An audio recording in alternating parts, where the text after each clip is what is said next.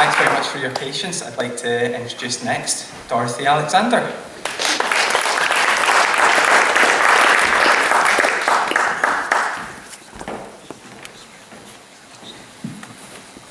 Hi everybody. I'm going to read you some very short pieces, you'll be glad to hear. And they are based on recorded memoirs from Scottish Borders Council's Memory Bank. Yes, they come out of an ongoing project of mine which is based on oral narrative tradition, and which they function for me as the starting point for experiments in found poetry. And they're all just 50 words long. Apparently, 50 is the maximum number of words that we as humans can memorise without recourse to the written word. So that's the reason that they're the way they are.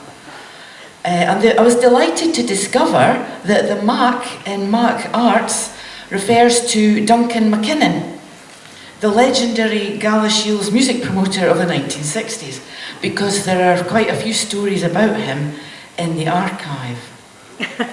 So these Borders micro-narratives, as I call them, that I'm going to read today, are from the memoirs of Peter Duffy, Mike Bryden of Bryden's Dairies, Betsy Drummond, Willie Brown, Tom Forrest and Mark Fairbairn. Dunk McKinnon had the knack of booking bands just before they were famous. The Beatles were touring in the early days, and what with travelling and living out a van, they were guy scruffy. Dunk chased them at the Gallipoli. They weren't getting on his stage looking like that. Our band was aye the support at Dunk's venues. We had some carries on. There was the night we had to lift the Who onto the stage in Carlisle for somebody had pinched the steps.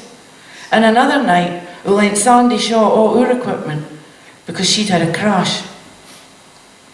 And they lost Dunky in time. Had to leave without him.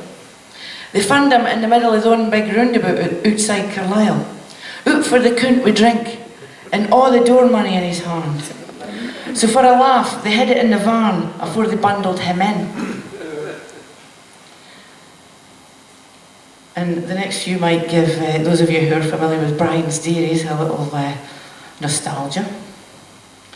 Near every hotel in the town got milk for us, and some of them were guy so-so. He'd gone round the back and they'd be peeling enough tatties to last a fortnight. The tatties would sit all that time in cracked enamel buckets with the water evaporating, gone black on the top. There was a restaurant in the town that my auntie worked in. She swears that day they gave her a basin to wash the stairs and later on used the same yen to make the trifle. And there was many a place I just wouldn't have gone near in they days. I hated folk putting their money into the bottles. The bottoms would be full of greasy, milky, cheesy water that soaked my mittens, and they only got washed about once a fortnight. I poured it out onto their doorstep, and if they didn't like the greasy milk, well, they wouldn't do it again. And I collected the milk money on a Saturday morning. We carried it in leather bags made by Jimison the saddler. You got to ken the Hale tune, so that when somebody mentioned a name, he'd gone, "Oh aye, up the back at Magdala, money under a floor pot, pits out dirty bottles." And I had an old Morris 10 van that had been my father's. Old Nelly, you'll call it. Bull-nosed kind of thing. But at the end it was costing us too much, and I wanted to get married. So I sold it to buy an engagement ring. My younger brothers were horrified. So we're going to go a little bit further afield now. In the winter, Hall's chipcare came frae Galley, down through Newtown to Bozels, every Saturday night, whatever the weather. It was a muckle heavy thing too, real coal fire, all they tatties, and a big iron pot. The pair horse must have been guy tired by the time it got hame.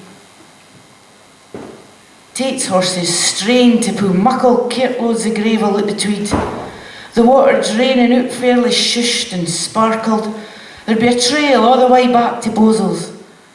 And later on he'd bring the horses back for a swim. And often as no, he'd be in aside them. Eyemouth folk were right superstitious. He'd only mention pigs, salmon or rabbits.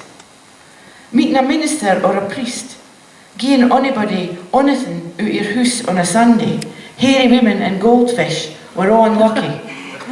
And I had to go out a different door for the inn to come in. The washing took all day. Scrubbed and bleached in water for the shore well. It was ruzzled on a big yellow stain on the beach, or hung out on hedges up the loaning, and watched in case it blew away, or the coos had a bit chow at it. I like it, the skill.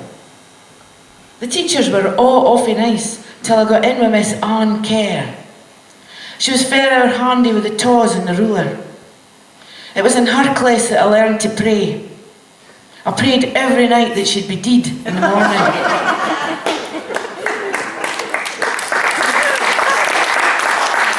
But some smashing concerts in the days. I was only ever in the Skill choir, but I made sure I was up the back. For if you were down the front, you came away looking like a leopard with all the chewing gum folk had stuck to your head. Hoyk Cycling Club were up our Bud's beck when they found a bird catched by its leg on a brig. Rob Lyle dang up Margaret Hall upside down over the side to release it. But hell, did her money no fall out, and they all ended up in the burn fetching it. So we'll just finish up in Gala. In hard winters, the snow was piled up off the roads and pavements into the gutters, where it froze solid for weeks on end. We'd run along it like it was a miniature mountain range. Only that never melted, got shovelled up and into the galley, where it sailed away. Thank you.